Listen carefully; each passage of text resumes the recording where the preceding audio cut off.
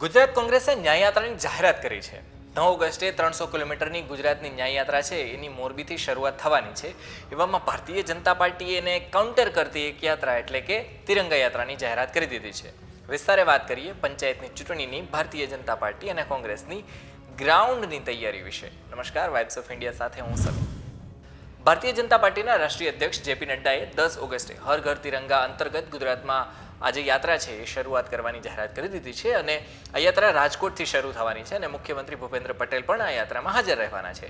જોકે એના પહેલાં કોંગ્રેસે ગુજરાત ન્યાય યાત્રાની જાહેરાત કરી દીધી હતી। ગુજરાત કોંગ્રેસે કહ્યું હતું કે મોરબી, વડોદરા, રાજકોટ અને સુરતમાં જે દુર્ઘટનાઓ થઈ છે ને એ ફરી ન થાય અને એમાં જે પીડિત છે એમને ન્યાય મળે અને ગુજરાતના લોકોને ન્યાય મળે એના માટે આ યાત્રા યોજવાની છે। જ્યારે સામેની બાજુ ભારતીય જનતા પાર્ટીની વાત કરીએ તો 15મી ઓગસ્ટ આવી રહી છે એટલા માટે ધારાસભ્યો પોતાના મત ક્ષેત્રમાં ઝંડા વહેંચવાના છે।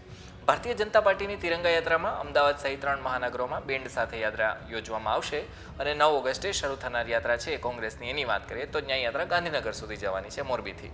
ગાંધીનગર ખાતે 22 કે 23 તારીખે આ યાત્રા પૂરી થવાની છે। સામેની બાજુ ભારતીય જનતા પાર્ટીની તિરંગા યાત્રા 15 તારીખ સુધી જ છે અને આઝાદીના 75 વર્ષ પૂરા થઈ રહ્યા છે અને એના ખુશીના ભાગરૂપે આ બધું કરવામાં આવી રહ્યું છે। યાત્રામાં કોંગ્રેસની વાત કરીએ તો પ્રિયંકા ગાંધી, વેણુગોપાલ, એના સિવાય મલ્લિકાર્જુન ખડગે સહિતના જે નેતા છે હાજર રહેવાના છે।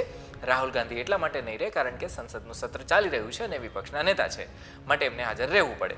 સામેની બાજુ ભારતીય જનતા પાર્ટીની વાત કરીએ તો જેપી નડ્ડા, મુખ્યમંત્રી ભૂપેન્દ્ર પટેલ સહિત ધારાસભ્યો જેટલા પણ છે ગુજરાતના એ બધા પોતપોતાના વિસ્તારમાં કામ કરવાના છે। આપણે જાણીએ છીએ કે આ બધી વાત આપણે એટલા માટે કરી રહ્યા છે કારણ કે ગુજરાતમાં પંચાયતની ચૂંટણી આવી રહી છે।